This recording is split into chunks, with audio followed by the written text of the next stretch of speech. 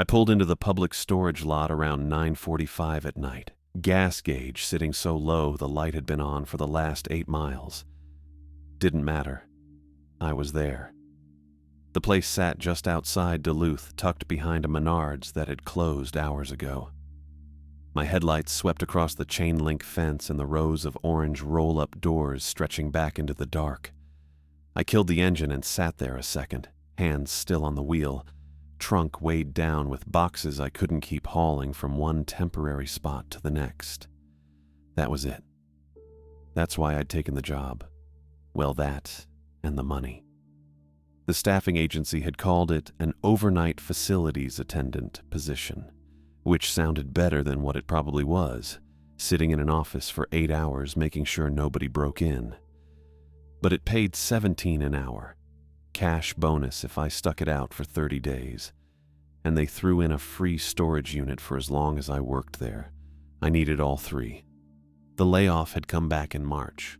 Software company out of Minneapolis, the kind that hired remote workers and then cut half of them when a funding round fell through. I'd been good at the job. Didn't matter. They'd gutted my department in one morning, sent the email at 8:30, and by 9:15 my access was revoked and I was staring at my kitchen table wondering what the hell came next. Savings lasted 2 months. I'd tried picking up freelance gigs, some web design work, but nothing stuck. Rent was due, then past due. Then my landlord started texting instead of calling, which meant he was documenting everything and I was probably 30 days from eviction. And yeah, I'd tried reaching out to Sarah, my ex. We'd ended things back in January, one of those slow collapses where neither of us did anything wrong, but we couldn't figure out how to be right together. I thought maybe, with everything falling apart, she'd want to talk, maybe grab coffee. I don't know what I thought. She didn't. She'd been polite about it. That was worse, probably. Just a short text saying she hoped I figured things out, but she didn't think it was a good idea for us to meet up. I read it twice, then deleted her number so I wouldn't be tempted to try again. So when the staffing agency called about an overnight shift with a signing bonus and free storage, I said yes before the woman finished explaining the job. Didn't even ask what the work was. Figured it didn't matter. I popped the trunk and climbed out. The air smelled like asphalt and pine, that deep woods scent you get this far north even when you're standing in a parking lot. It was late April, still cold enough at night that I pulled my jacket tighter and wished I'd grabbed the heavier one. The lot was bigger than I'd expected. The fence ran all the way around, maybe 10 feet tall with barbed wire curled along the top, and the units stretched back in neat rows, 3 stories of them stacked in places. Floodlights were mounted on poles every 50 feet or so, but half of them were out, leaving big pockets of shadow between the working ones. Empty lots spread out on the other side of the fence. Just gravel and weeds, a few pieces of rusted equipment that might have belonged to a construction company once. Past that, Highway 53 ran north toward the Iron Range, and every 20 seconds a pair of headlights would sweep across the fence line, bright and fast, then disappear. The light never quite reached the units, though. It hit the fence and stopped, like the place had its own bubble of dark. I grabbed the duffel bag I'd packed, thermos of coffee, a sandwich, my phone charger, a book I probably wouldn't read, and locked the car. The office sat near the front gate, a small prefab building with vinyl siding and a glass door. The lights were on inside, bright and flat, the kind of fluorescent glare that makes everything look a little sick. I crossed the lot and pulled the door open. The woman inside looked up from a clipboard. She was maybe mid-30s, blonde hair cut neat and professional, gray eyes that didn't give much away. She wore a blazer over a white blouse, slacks, practical flats, the kind of outfit that said she had other places to be, and this wasn't one of them. "Xavier Finley?" she said. "Yeah." "Rebecca Herrera, staffing agency." She set the clipboard down and reached for a manila envelope sitting on the desk. You're right on time. I wasn't really. I was 15 minutes early, but I didn't correct her. She moved fast, like she was trying to get through a checklist before something interrupted her. She slid a key ring across the desk, heavy, maybe a dozen keys on it, and scribbled a 4-digit code on a sticky note. Keys are labeled, she said. Front gate, office, restrooms, storage units, A through F. The codes for the keypad at the main entrance. Changes monthly, but you'll get the new one before that happens. I picked up the keys. They were cold, worn smooth in places. Got it. Phone's on the desk. She gestured to an old landline, the kind with a coiled cord and a base unit that looked like it hadn't been updated since the 90s. It only dials one number. If you need to reach someone, use that. I waited for her to say whose number it was. She didn't. What if I need to call 911? I asked. She hesitated, just a fraction of a second. Use your cell for that. Okay. She picked up the manila envelope again and held it out. It was sealed, my name written across the front in blue ink. You need to read this before midnight. Instructions for the shift. Don't open it before you're ready to start. I took it. The paper felt thick, expensive. Why not now? Just don't. That bugged me a little, but I let it go. She was already moving again, gathering her blazer from the back of the chair and picking up her purse. Security cameras, she said, nodding toward a monitor in the corner. The screen was split into 4 sections, each one showing a different angle of the lot. Except 2 of the feeds were just static, gray and crackling. They're quirky. Don't rely on them. Quirky how? They cut out sometimes, or they don't record right. Just check the lot in person if you think something's wrong. I glanced at the monitor. The 2 working feeds showed the front gate and a section of units near the back. Nothing moved. Got it. She slung her purse over her shoulder and headed for the door, then stopped and turned back. Her expression hadn't changed, but something in her posture had tightened. You have everything you need? I think so. Good. Don't leave the property during your shift. Don't let anyone in after midnight. Read the envelope. She said it fast, like she was checking off boxes, and then she was gone, the door swinging shut behind her. I stepped to the window and watched her cross the lot to a silver sedan parked near the fence. She didn't look back. Just unlocked the car, climbed in, and pulled out onto the access road, tail lights disappearing toward the highway. The silence hit me then. Not the kind where you notice the quiet, but the kind where the quiet notices you. I turned back to the office. It was small, maybe 12 by 12, with a metal desk, a rolling chair that squeaked when I sat down, and a filing cabinet shoved into the corner. The fluorescent lights buzzed faintly, a sound I knew I'd stop hearing in about 20 minutes, but that felt loud now. The monitor flickered, one of the static feeds jumping for a second before settling back into gray noise. The envelope sat on the desk in front of me. I checked my phone. 9:58. 2 minutes until 10. The start of my shift. I set the keys down next to the envelope and leaned back in the chair, staring at my name written across the front. The ink was neat, careful, like someone had taken their time. The building settled around me, a faint creak from somewhere overhead. Outside, the wind picked up, rattling the chain-link fence. I figured I'd wait until 10 to open it, follow the instructions, do the job, collect the check. That was the plan anyway. I picked up the envelope at 10:02. The seal came off clean. 1 sheet inside, standard printer paper, white and crisp. No coffee stains, no wrinkles. It had been folded once, perfectly centered. The header sat at the top in bold caps. Overnight protocol. Below that, a list, numbered 1 through 5.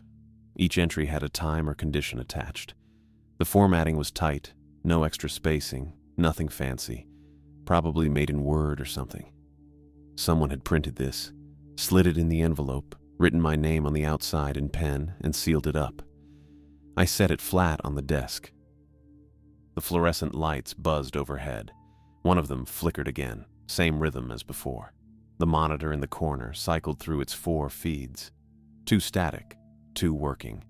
I could hear the chain link fence rattling outside in the wind. I read the first rule. 1. Lock the office door at 9:10 p.m. Do not unlock until 6 a.m. under any circumstances. 9:10, that was specific, not 9. Not 9:15, 9:10, exactly. I checked my phone, 10:03. The second rule sat right below. 2. Answer the lobby phone only on the 3rd ring. Never before, never after. I looked at the landline on the desk. Old beige model with a coiled cord. Rebecca said it only dialed 1 number. She didn't say who called in.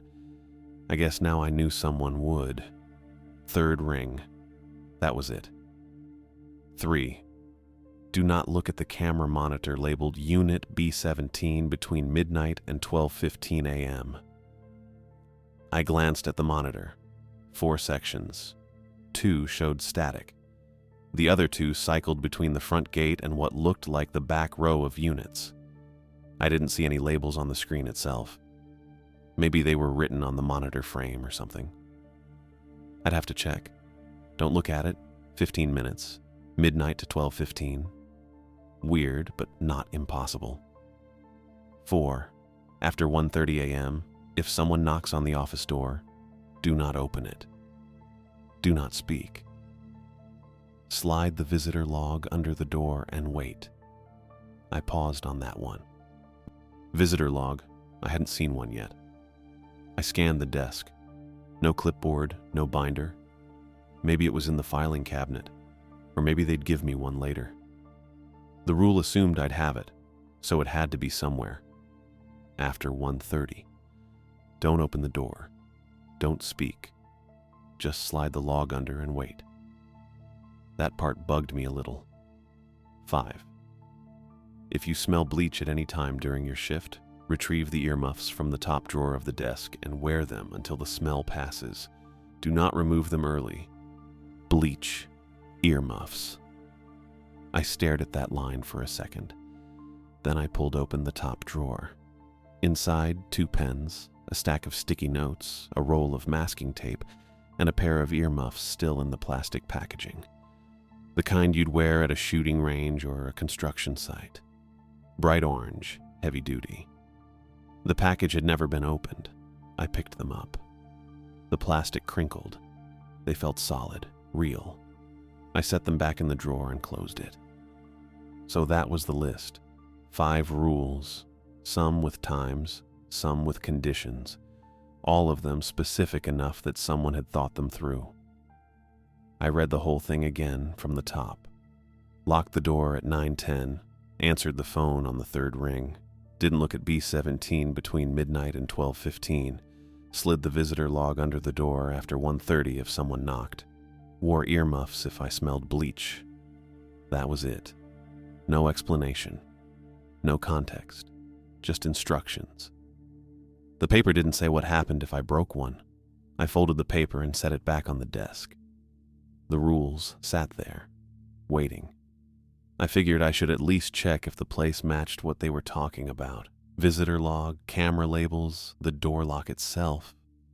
I stood up. The chair squeaked. I grabbed the keyring off the desk and walked to the office door. It opened outward. Standard commercial door with a small window at eye level, metal frame, weather stripping around the edges. The lock was a deadbolt, keyed from both sides. I tested the handle, turned fine from inside. The door opened smooth. Outside, the lot stretched out under the floodlights, rows of orange roll-up doors, shadows between the working lights and the dead ones. No movement. No cars except mine. I stepped out. The air was cooler than I expected.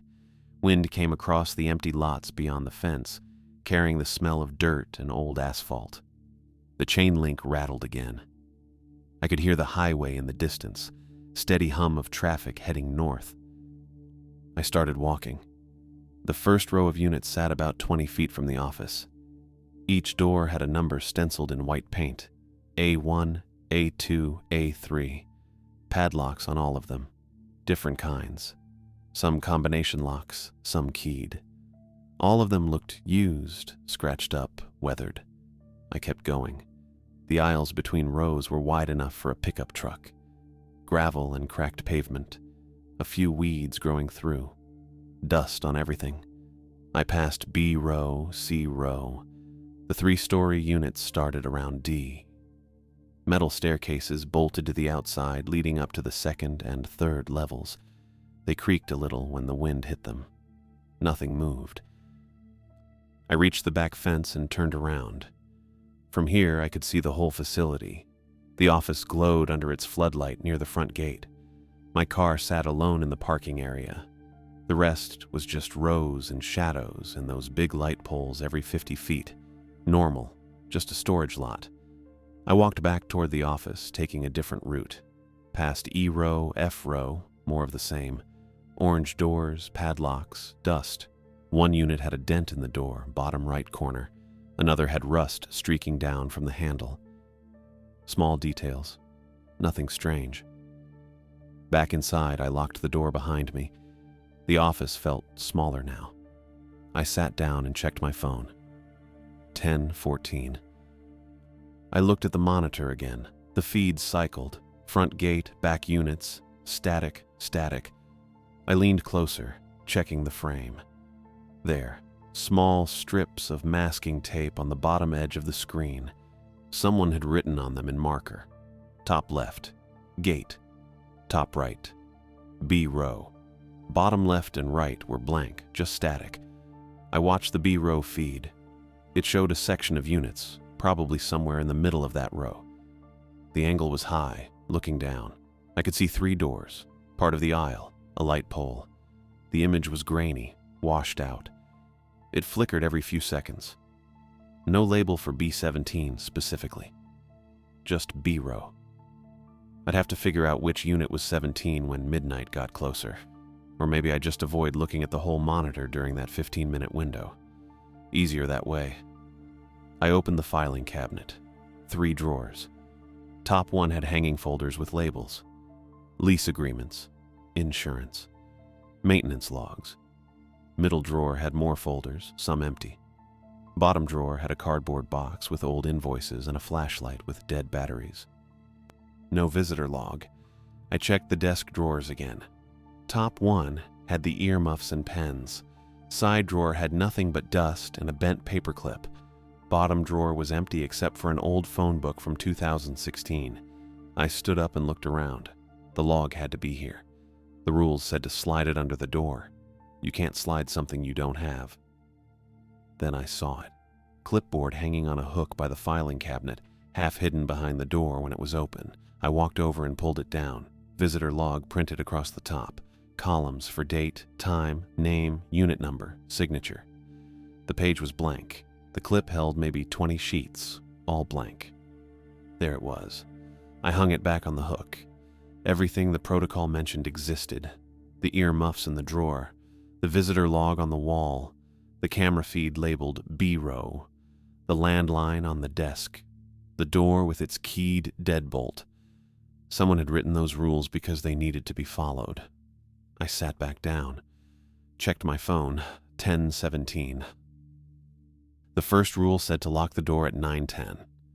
I'd missed that by over an hour, but Rebecca had told me the shift started at 10. She'd handed me the envelope and said not to open it before I was ready to start. So maybe the rules were from a previous shift schedule. Or maybe I was supposed to adjust them. Or maybe I'd already messed up. I picked up the protocol sheet again, read the first line. Lock the office door at 9:10 p. The phone rang at 10:40. I know the exact time because I was staring at the wall clock when it happened. One of those round institutional clocks with a white face and black numbers. The kind that ticks loud enough to hear when everything else is quiet. The ring cut through the office, old-fashioned, shrill.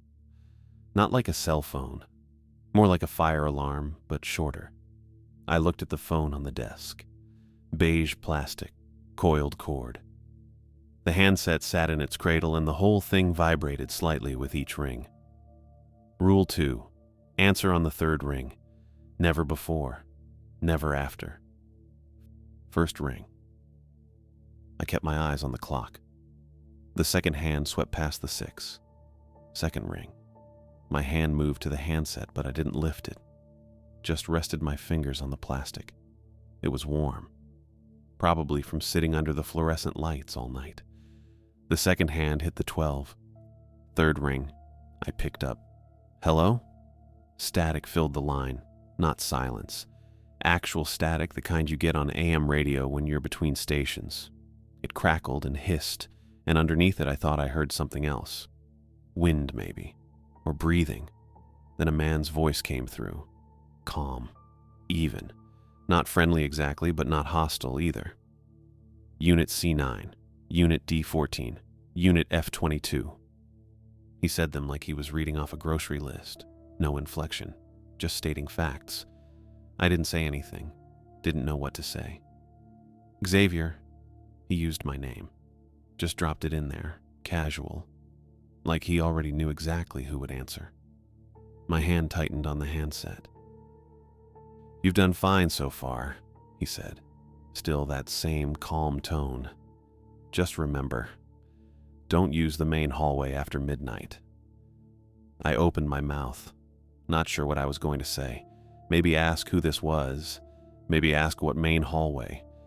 The line went dead. Not a click, not a hang-up sound.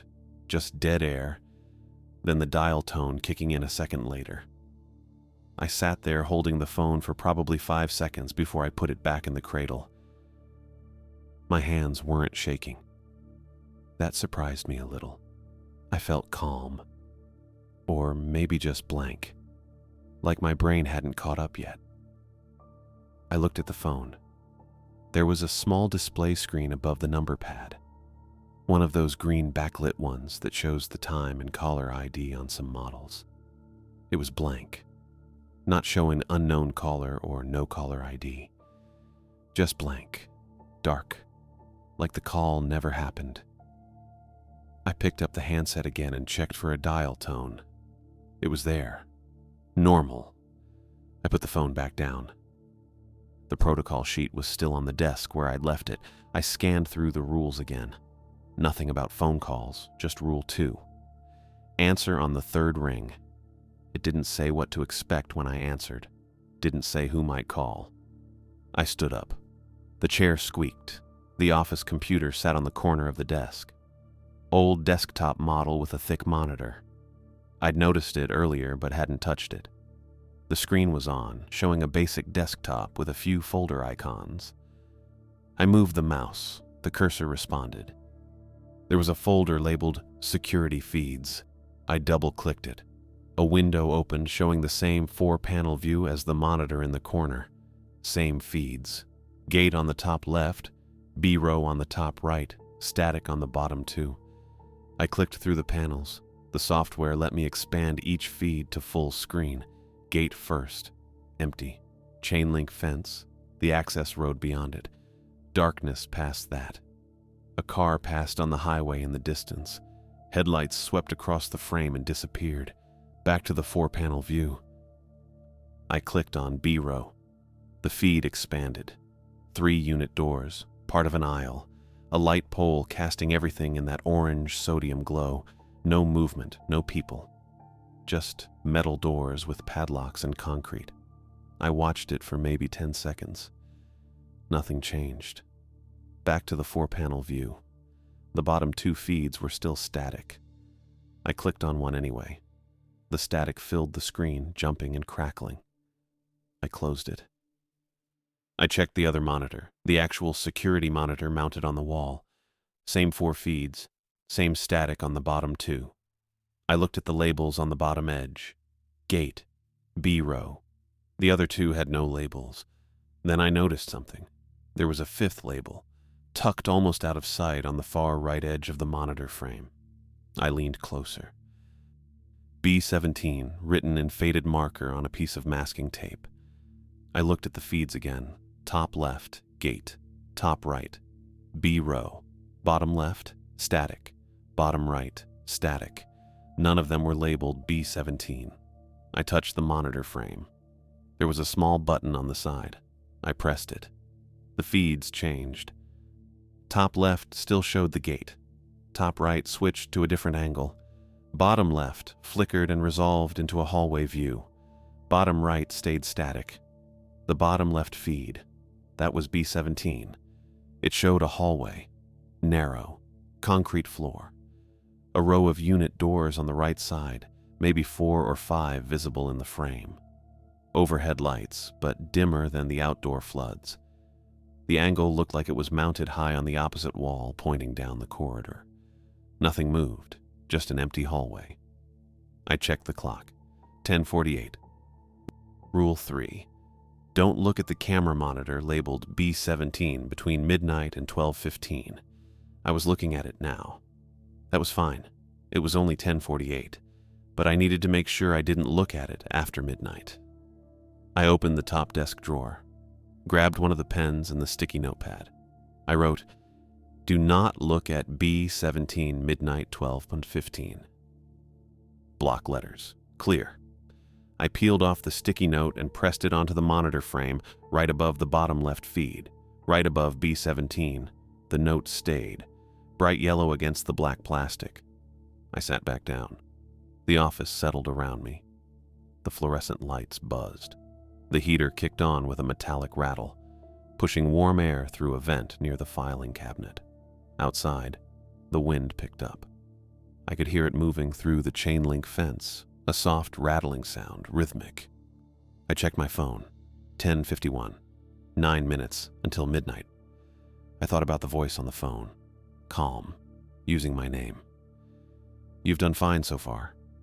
Fine doing what? Showing up? Reading the protocol, not screwing up yet, and the warning. Don't use the main hallway after midnight. I'd walked the whole facility earlier. Rows of units, aisles between them. I hadn't seen anything labeled main hallway. Maybe it was inside one of the buildings. The 3-story sections in D and E rows had staircases. Maybe there were interior hallways I hadn't seen. Didn't matter. I wasn't planning to leave the office anyway. Rule 1 said lock the door and don't unlock it until 6 in the morning. I'd locked it at 10:17, right after I'd hung the visitor log back on its hook.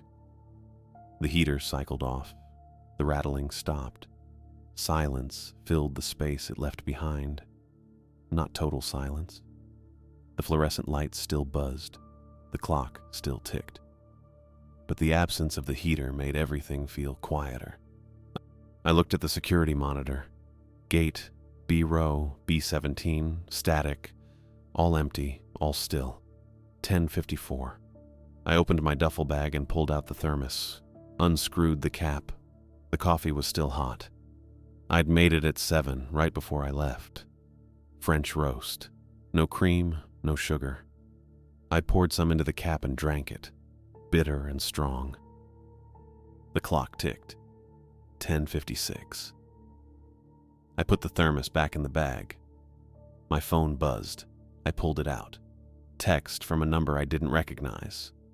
Probably spam. I deleted it without reading and put the phone face down on the desk. The building creaked. Overhead, a settling sound.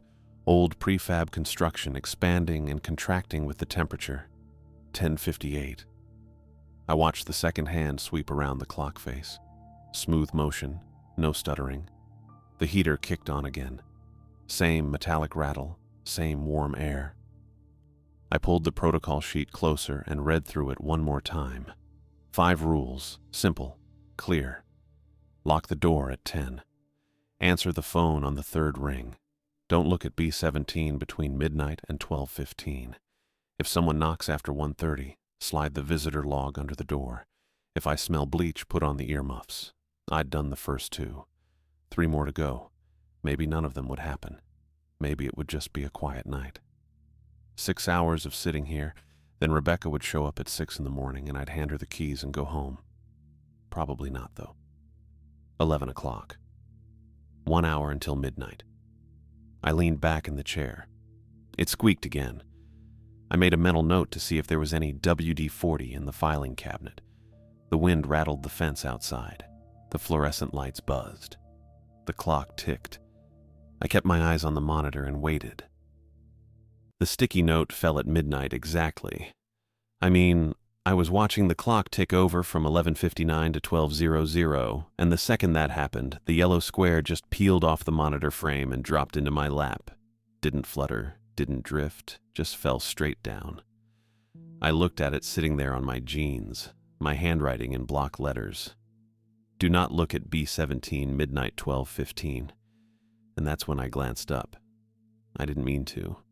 It was reflex. The note fell. My eyes tracked up to where it had been, and there was the B17 feed right there in the bottom left quadrant. There was someone standing in the hallway, not down the hall, not walking past. Standing right there, inches from the camera, close enough that the image warped around them. The lens couldn't handle it. The whole feed bulged a little at the center, the way a fisheye lens distorts things. Except this camera had been normal 2 seconds ago. I tried to focus on the face. Couldn't. It wasn't blurred exactly. More like the camera kept trying to focus and failing, over and over, that constant hunting thing a lens does when it can't lock on. But this was a fixed security camera. Shouldn't have been doing that at all. The figure didn't move, just stood there. Completely still. The hallway behind them looked wet. The concrete floor had that dark shine you get after mopping, reflective patches under the overhead lights. I could see the reflection of the lights in the floor, could see the unit doors down the corridor in the background. But the person, the face, wouldn't resolve. I jerked back hard enough that the chair wheels squeaked. My hands hit the armrests and I shoved, rolling backward until the chair hit the filing cabinet with a metal clang that made me flinch. My heart was going, proper hammering. I grabbed the first thing within reach. A file folder from the desk corner, blue plastic with nothing in it. I lunged forward and slapped it over the monitor, covering all 4 feeds, held it there with both hands. The fluorescent lights buzzed overhead. Same rhythm they'd had all night. The heater rattled in the vent. Wind hit the chain link fence outside. I was breathing too fast. I made myself count to 10. Then I lifted the folder just enough to see the other 3 feeds. Top left, gate camera. Empty access road, chain link fence, distant highway with a single pair of headlights passing north. Normal. Top right, B-row exterior. 3 orange unit doors. The aisle between rows. The light pole, no movement, no people, normal, bottom right, static, same crackling gray-white noise it had been showing since I got here. I let the folder drop back down over the whole screen. The clock on the wall read 12:01, 14 more minutes. I pushed the chair back again, putting another foot of distance between me and the monitor. The folder stayed where I'd left it, propped at an angle against the screen. Part of it slid down. I could see the top edge of the gate feed, just the very top where the barbed wire caught the light. I looked away. My thermos was on the desk. I unscrewed the cap with hands that felt steadier than they should have been and took a drink. Coffee was still warm, French roast, bitter, no cream. I'd made it 7 hours ago in my apartment before driving up here. That felt like a different day. I set the thermos down and checked my phone. 12:02. No messages. No signal bars, actually. I'd had 2 bars when I got here at 9:45. 12:03. The building creaked overhead. Settling sounds. Temperature changes, probably. Old metal expanding and contracting. Probably. I picked up the protocol sheet from the desk and read Rule 3 again. If you look at camera monitor B17 between midnight and 12:15 a.m., do not look at it. That's not what it said. I read it again. Rule 3. Do not look at camera monitor labeled Unit B17 between midnight and 12:15 a.m. Right. Don't look, which I'd just done. I put the paper down. The sticky note was still in my lap. I picked it up, folded it in half, and shoved it in my pocket. 12:05. 10 more minutes. I stood up. Couldn't sit still anymore.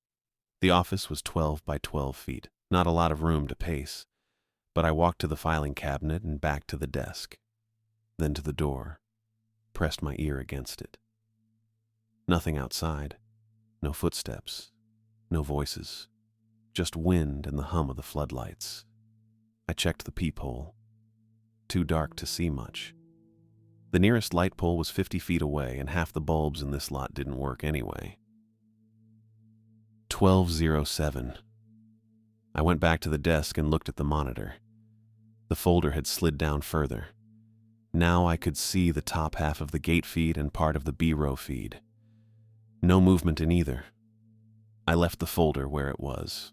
My duffel bag was on the floor by the chair. I'd packed a sandwich in there.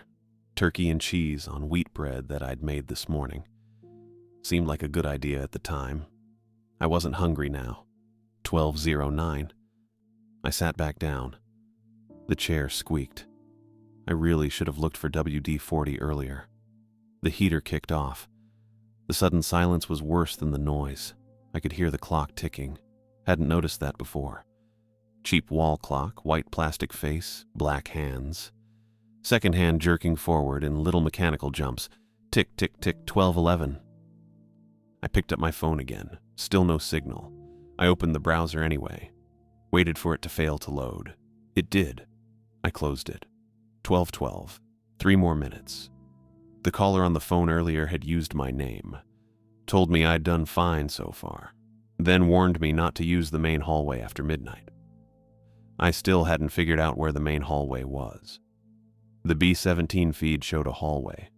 Narrow corridor with unit doors on the right side. Maybe that was it.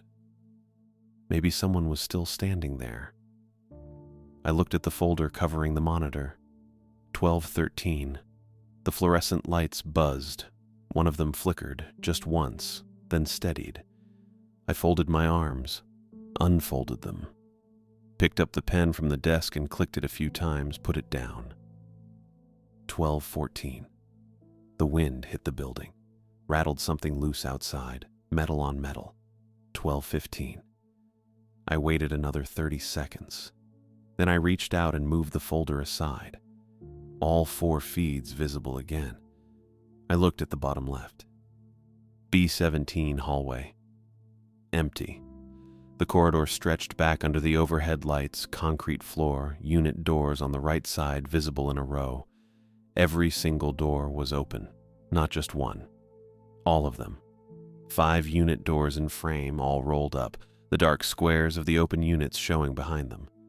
I leaned closer. They'd been closed before. I'd watched that feed at 10:48 when I first found it, and the doors had been shut. Orange metal roll-up doors, same as every other unit in this place. All of them pulled down and locked. Now they were open. All at once. I checked the other feeds. Gate, empty. B-row exterior, doors closed, no movement. Static feed, still static, just B-17. I looked back at that hallway. The doors were all the way up, rolled into their housings. The storage units behind them were dark. The camera angle was too high to see inside, just black rectangles where the interiors were. The floor still looked wet. I pushed back from the desk and turned in the chair, scanning the office. Landline phone on the desk, computer in the corner, filing cabinet, no radio. I checked the desk drawers. Top drawer, pens, sticky notes, masking tape, earmuffs still in plastic. Second drawer, empty except for an old stapler. Bottom drawer, manila folders, blank paper, a broken 3-hole punch, no radio. I stood up and checked the filing cabinet. Top drawer, lease agreements, insurance, maintenance logs. Middle drawer, more folders, some empty, some with papers I didn't read. Bottom drawer, cardboard box with invoices, flashlight with dead batteries. No radio, no walkie-talkie, no emergency contact list. I went back to the desk and picked up the protocol sheet, flipped it over, blank on the back. Flipped it again and scanned all 5 rules. Nothing about a radio, nothing about who to contact, nothing about what to do if something happened. Just the rules. I looked at the phone, Beige plastic, coiled cord, no buttons except the number pad. Rebecca had said it only dialed one number, hadn't said whose. The phone just sat there, silent. I checked the time on the wall clock, 12:18. The building was quiet, heater off, lights buzzing their steady rhythm, wind outside. But it felt different now. Controlled, maybe, like the silence was deliberate. Like something was waiting for me to do something and the quiet was making space for it. I sat back down in the squeaking chair and kept my eyes on the monitor. The B-17 hallway stayed empty. The doors stayed open. The phone didn't ring. I needed something solid to hold on to. The monitor feeds weren't helping. The B-17 hallway still showed those 5 open unit doors with dark rectangles behind them, and the wet-looking floor that shouldn't have been wet. I couldn't stare at it anymore. I turned to the desk and pulled out the sticky notepad, flipped through my earlier notes. Nothing useful there. Just the warning I'd written about B-17 that fell off the monitor at exactly midnight. I shoved the pad back in the drawer and stood up. The chair squeaked. I walked to the filing cabinet and opened the top drawer again, pulled out the folder labeled Lease Agreements. Inside were maybe 20 forms, all filled out in different handwriting. Names I didn't recognize. Unit numbers scattered across A through F rows. I closed it and tried the maintenance log folder. The maintenance log had entries going back 6 months. Most of it was boring stuff. Replaced bulb in B row on March 12th. Fixed lock on Unit A8 March 24th. Gate keypad battery changed April 2nd. I kept flipping. The last entry was from 2 weeks ago. Replaced fence chain April 18th. Nothing after that. I put the folder back and closed the drawer. The fluorescent lights buzzed overhead. I checked the wall clock. 12:24. The gate camera still showed the gate. Chain link fence, access road beyond it, empty pavement under the floodlights. No cars, no movement. I moved closer to the monitor and studied the feed. The gate looked shut, definitely shut. The keypad next to it had a small green light that meant the system was armed. I squinted at the timestamp in the corner of the feed. It updated every second. 12:25 a.m. I walked back to the desk and sat down. My phone was still face down where I'd left it.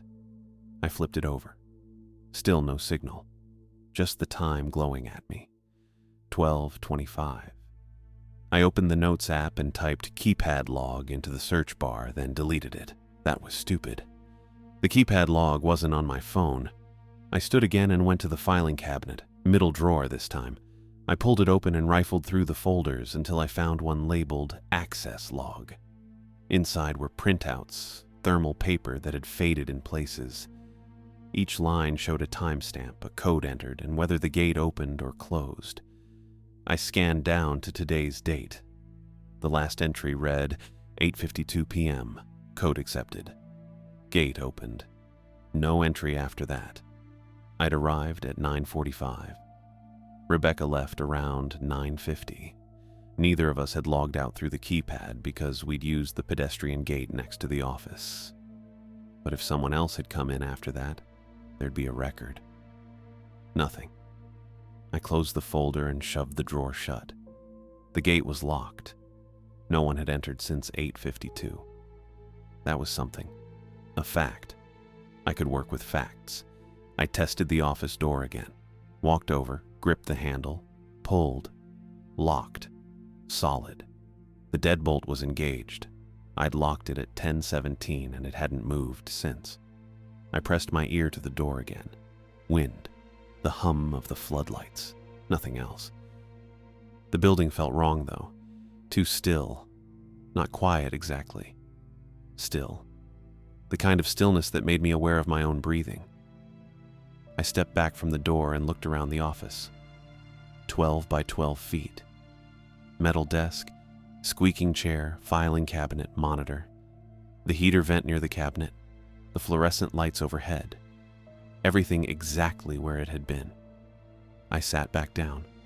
Checked the clock. 12:31. My thermos was on the desk. I unscrewed the cap and drank. The coffee was lukewarm now, bitter. I screwed the cap back on and set it down. The monitor still showed the B-17 hallway with those 5 open doors. I looked away. At 1:12, the smell hit. Bleach, sharp and chemical, pushing through the vent near the filing cabinet. Not faint, not subtle. It filled the room in seconds, thick enough that I could taste it in the back of my throat. I shoved the chair back and yanked open the top desk drawer. The earmuffs were still in their plastic packaging. I ripped it open, tore through the cellophane with my thumb, and pulled the orange earmuffs out. I put them on. The foam pads pressed against my ears and the world went muffled. The fluorescent buzz faded.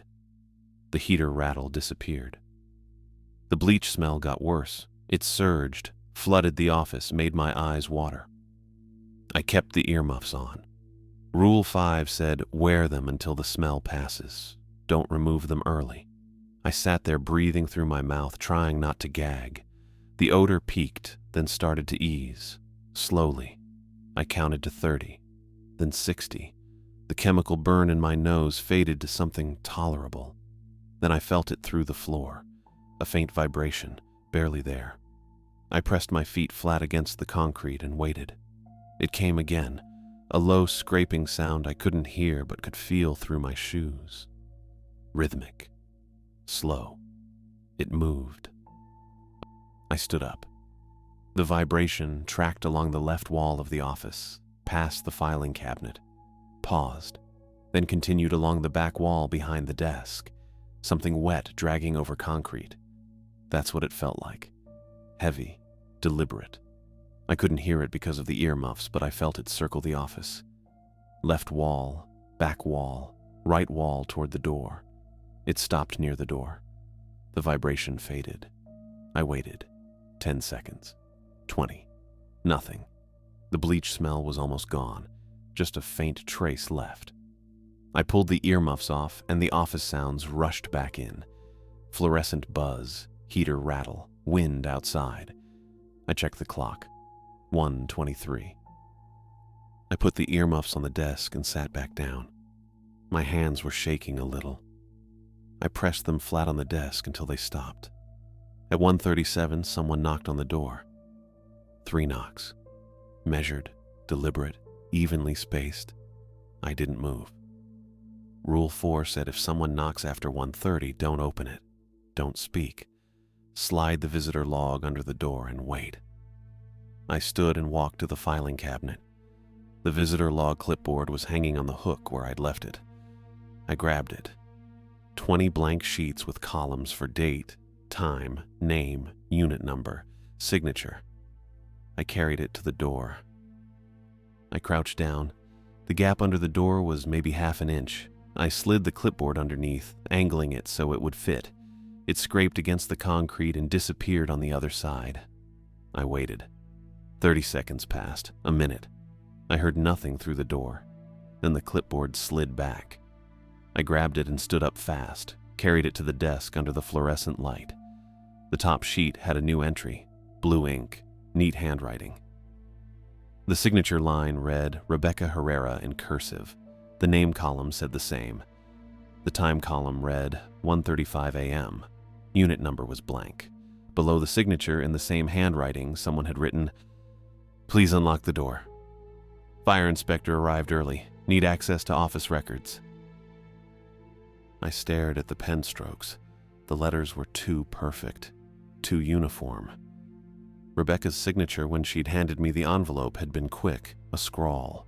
This looked like someone had traced it, copied it. The pressure was wrong too.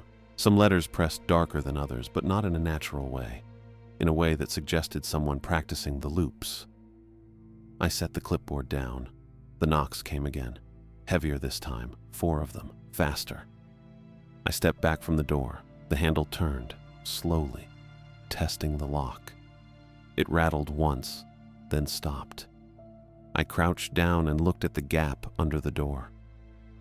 The darkness there looked wrong, too deep.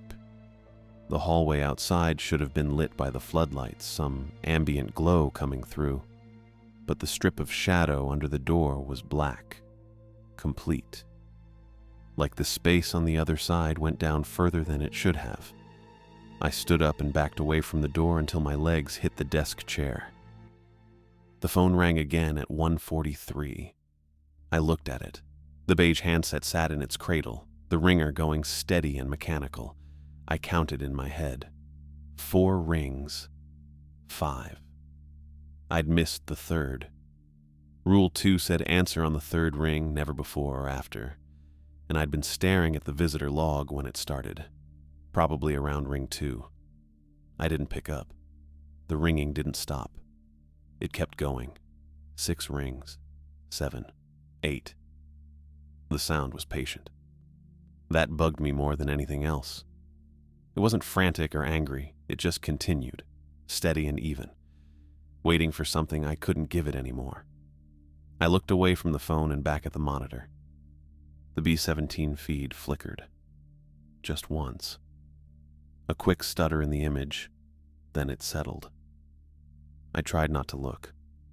I focused on the gate camera instead, watching the chain-link fence and empty access road under the floodlights. Nothing there, just pavement and darkness beyond the lot.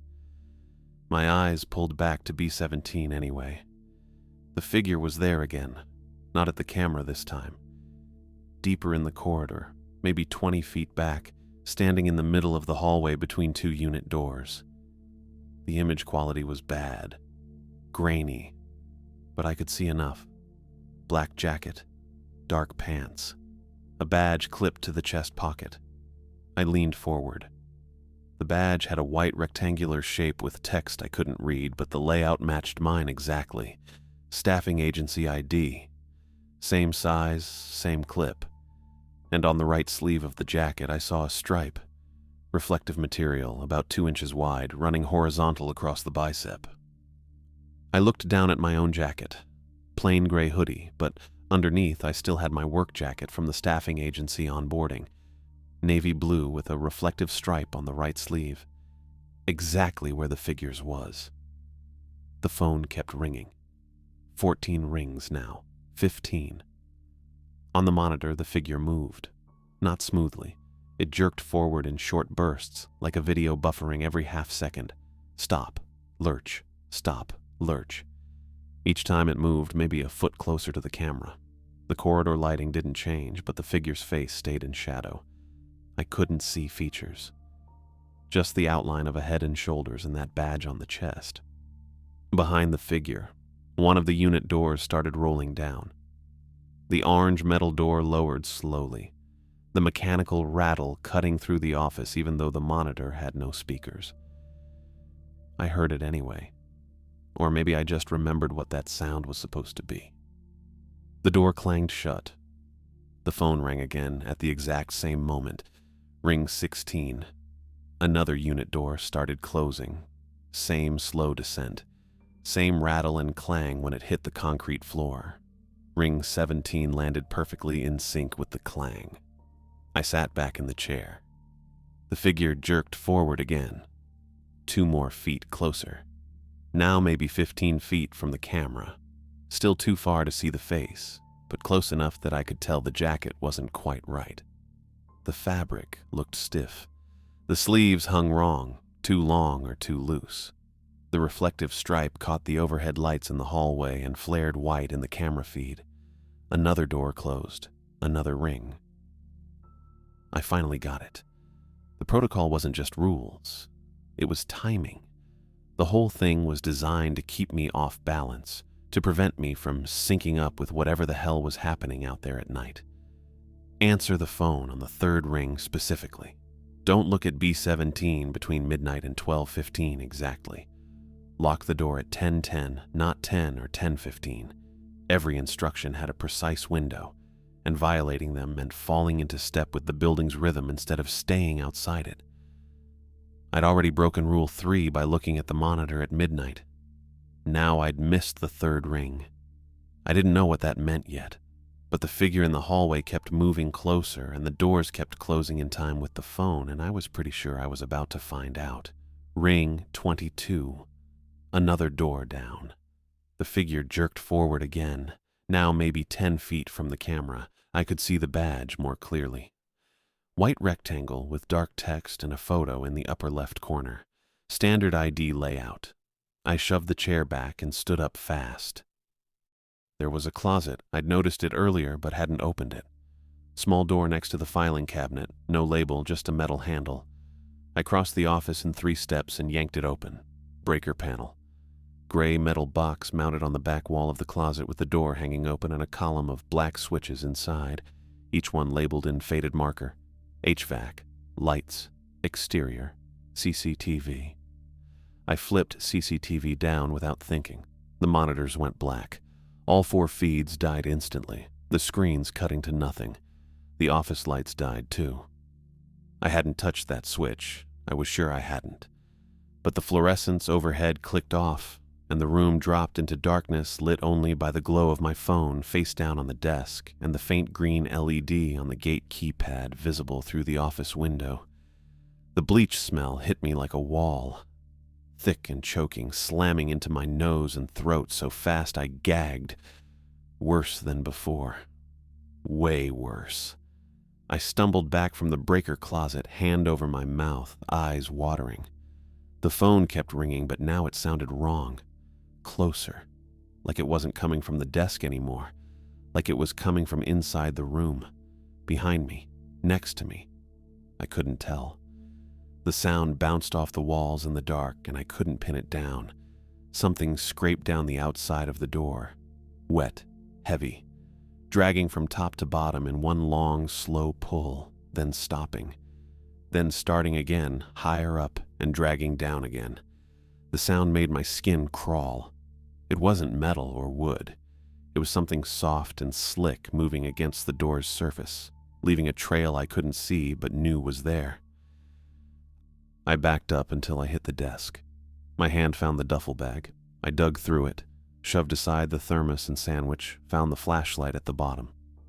The one from my car, not the dead one in the filing cabinet. I clicked it on. The beam cut through the dark and landed on the desk. The visitor log clipboard sat there where I'd left it after the knocks at 1:37. But the top sheet had new writing on it. I picked up the clipboard and held the flashlight closer. Cramped handwriting, different from the neat cursive that had spelled out Rebecca Herrera's name earlier. This was small and uneven, crammed into the message section below the signature line in blue ink that looked too dark, almost black. You volunteered, turned off the only witness. Restore CCTV before 2 a.m. if you want sunrise. The monitors aren't only for you. I read it twice. My hands were shaking hard enough that the flashlight beam jumped across the page. The phone kept ringing. 28, 29.